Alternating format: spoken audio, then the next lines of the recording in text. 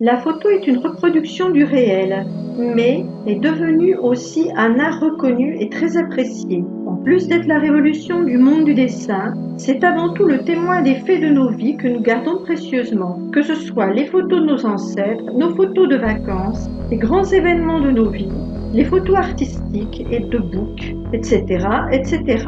Avant d'être numérisées et stockées sur nos ordinateurs, nos photos étaient en papier couleur et avant, en papier noir et blanc. Et avant, il fallait se faire peindre ou dessiner le portrait. Par le fait, la photo se devait d'exister. Mais qui a donc eu l'idée ingénieuse de graver une photo sur papier? Y a-t-il eu un ou plusieurs inventeurs? Et à quelle époque? Avec quels matériaux? Et combien de temps cette invention a-t-elle mis à voir le jour?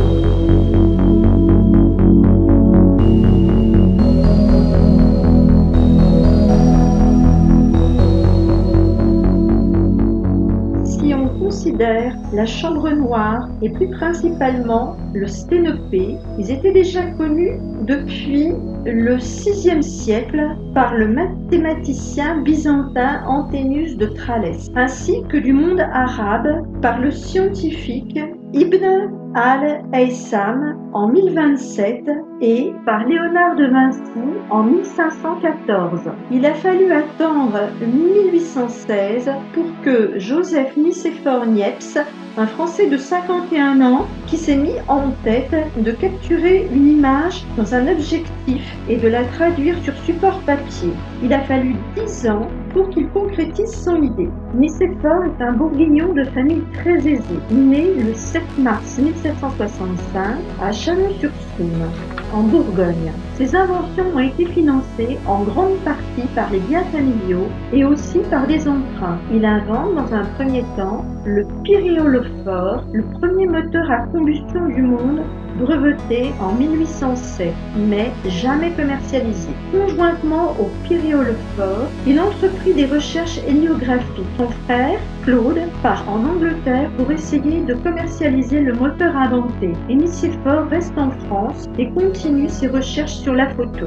Pendant 11 ans, les deux frères s'écrivent et se sont entretenus de leurs inventions respectives. Nicéphore lui relate dans une lettre de mai 1816 son premier résultat positif, bien que le papier ait noirci. Ce n'est après quelques années que la première photo a été révélée au monde. Il s'agissait d'une nature morte nommée la table service. Il parvint enfin à cette première photo grâce à l'association de 3 procédés en utilisant des plaques d'étain recouvertes de bitume de Judée, qui est un goudron naturel qui durcit à la lumière. La plaque est ensuite gravée avec des acides, des eaux fortes, qui enlèvent le bitume. En 1827, Nicéphore fait une photo de l'aile de sa propriété, nommée le point de vue du gras, prise depuis la fenêtre de sa maison de Saint-Loup de Varennes, près de Chalon-sur-Saône. Mais il semblerait que pour prendre cette photo, le temps de pause a été de plusieurs jours.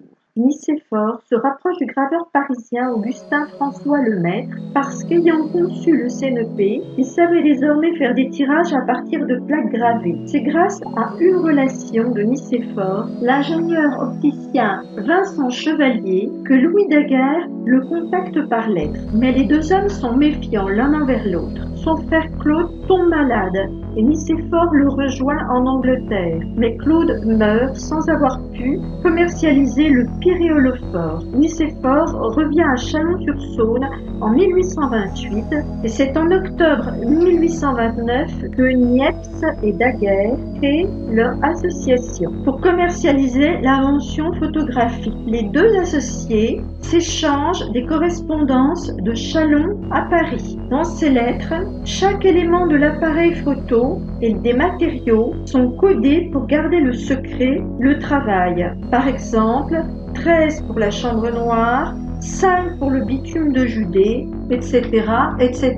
Ces lettres révèlent que Daguerre était en gestion de son diorama et que Nicéphore était l'auteur des recherches photographiques. Mais Nicéphore meurt subitement le 5 juillet 1833 à Saint-Loup de Varennes et Daguerre reprend reprend et continue les recherches de Nicéphore et invente le daguerréotype. Il utilisa une plaque en argent qu'il expose à des vapeurs d'iode pour obtenir une iodure d'argent, puis à des vapeurs de mercure pour révéler et fixer l'image sur la plaque.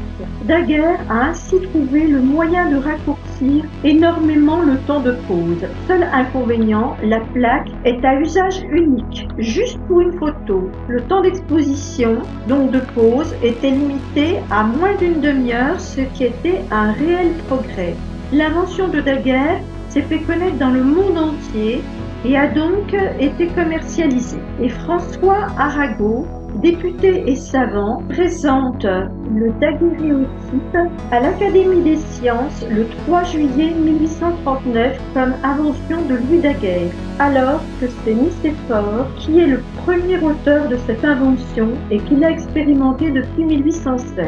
La paternité de cette invention de la photographie devint litigieuse. C'est le fils de Nicéphore qui publie un ouvrage historique de la découverte improprement nommé daguerréotype. Après plusieurs années de polémique, les lauriers sont rendus à Nicéphore, car le daguerréotype est une amélioration de l'invention de Nicéphore. Tous les mérites ne lui reviennent donc pas. Ce n'est pas lui le père de la photographie, mais un des pères. C'est William Henry Fox Talbot, scientifique britannique, qui a permis de reproduire plusieurs positifs à partir d'un négatif en 1841. C'est Thomas Sutton, photographe anglais, qui inventa la photographie en couleur grâce à des filtres de couleur. C'est lui qui est à l'origine de l'appareil photoréflexe mono-objectif panoramique. Steven Sasson, ingénieur électrique américain, est l'inventeur de la photo numérique en 1975 en noir et blanc pour Kodak. Au fil des temps, l'appareil photo n'a jamais cessé d'évoluer, passant du sténopé au daguerréotype, au fusil photographique de 1882, capable de prendre 12 images par seconde, au Leica de 1923, au Polaroid instantané de 1948, devenu populaire dans les années 1970, à l'Instamatic de 1963 sans réglage, au réflexe autofocus des années 1980, l'appareil jetable de 1986 et enfin à l'appareil numérique de 1990 à nos jours.